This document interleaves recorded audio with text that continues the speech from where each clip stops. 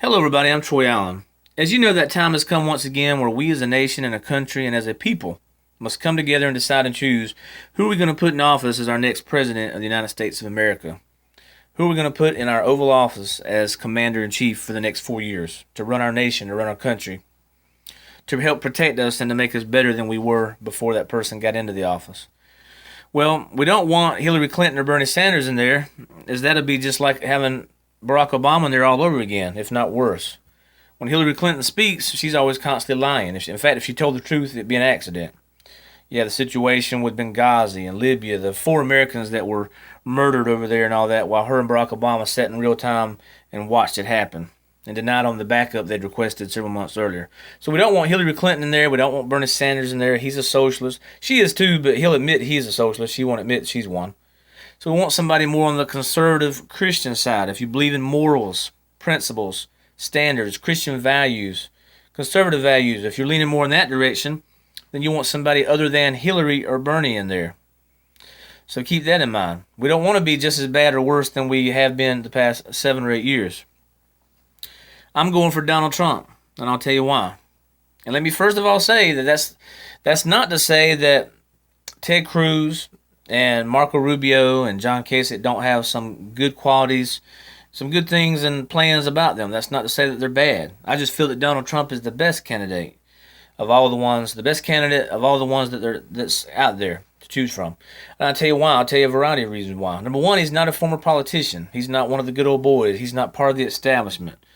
And that's a good thing. Some might think it's bad, saying, well, he don't have prior experience and that, but it's actually a good thing because he's not going to do things the way these politicians do, where they just get up there and put on a good show and just do the same thing over and over again, which to me is say what you're going to do and then they turn around and do nothing and they don't keep their promises. Well, he's not a former politician, so he's not somebody that's known to be, politicians normally have the record and reputation of being liars or just saying whatever it takes to get elected.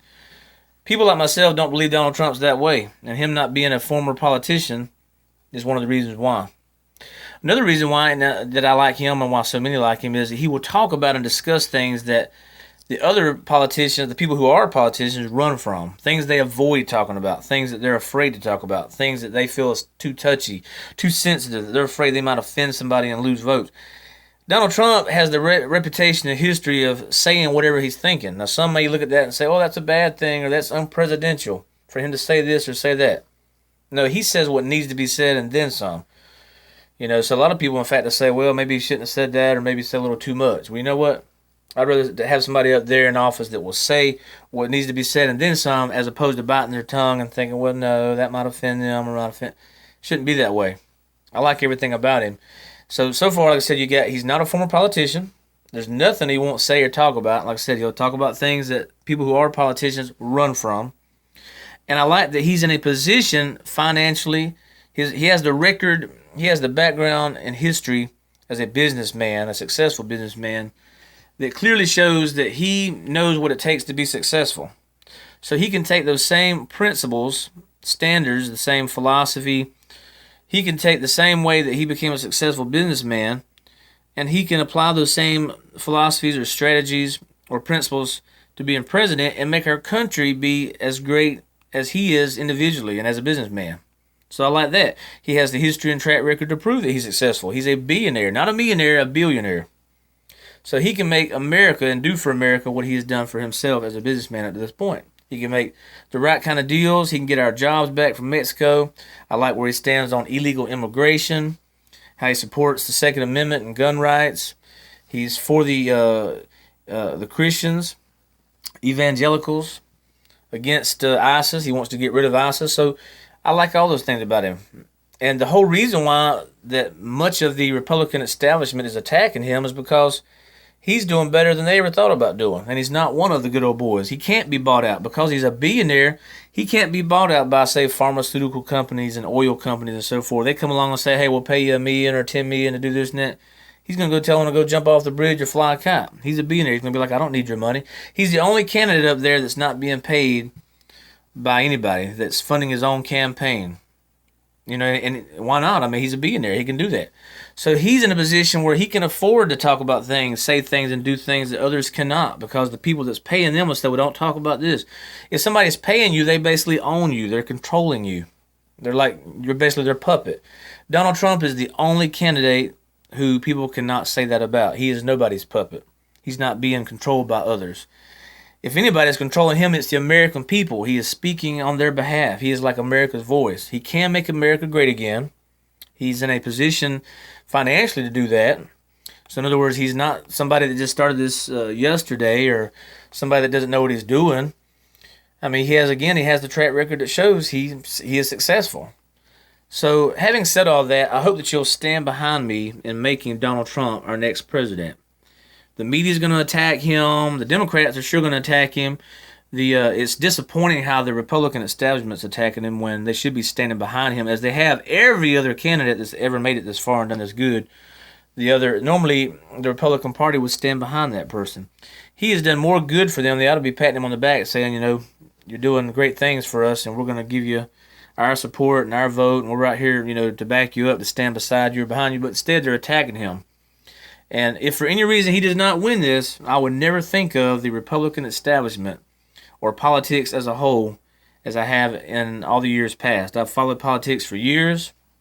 I'm a Christian, I'm a conservative, I'm a Republican, and I don't like what I'm seeing and how the Republican Party is treating him. I do like that Chris Christie is supporting him, and there's been a select few others that I know of that's endorsed him, but I'm saying how so many of them are not, like Mitt Romney, who I voted for 4 years ago. I was so disappointed at how Mitt Romney recently attacked Donald Trump, and what made it such a double standard and hypocritical was 4 years ago, he had nothing but good things to say about Donald Trump. He praised him as he took Donald's donations, the financial donations where Donald helped him out. Donald gave him his endorsement. So now Donald Trump gives you his endorsement, and now you turn around and attack him and try to nail him to the cross. That is such a double standard. I mean, that's definitely a good example of dirty politics. If anything, stuff like that should make people that much more eager to go out and vote for Donald Trump, because of how the media and how the true politicians, and again, Donald Trump is not a former politician, but the way these politicians are attacking him, or at least a lot of them, like I said, like Mitt Romney, former politicians, whatever you want to call them, but the way that they're attacking him, the media is lying about him, attacking him in all kind of ways, lying about him, accusing him of this or that. They are not wanting him in there because they know that if he gets in there, he's going to clean house, and he's going to do things that America needs. He's going to stand up for the Christians, for the gun owners. He's going to be against illegal immigration. He's going to build that wall and so forth. So why would you not vote for him? We don't need 4 more years of what we've been having. We don't need Hillary. We don't need Bernie Sanders. We don't need another politician. He's the only one up there now running that is not a former politician. He's the only one that's a billionaire, the only one that's had the kind of success he's had, and the only one that will say things and talk about things that nobody else that's running for president will talk about. And as well as he'll talk about things that nobody else that ever has run in our history has ever talked about. He talks about anything. It's like nothing's off the table. There's nothing that's not open for discussion. And I admire him for that. So again, stand with me in making Donald Trump the next president of the United States of America. Thank you.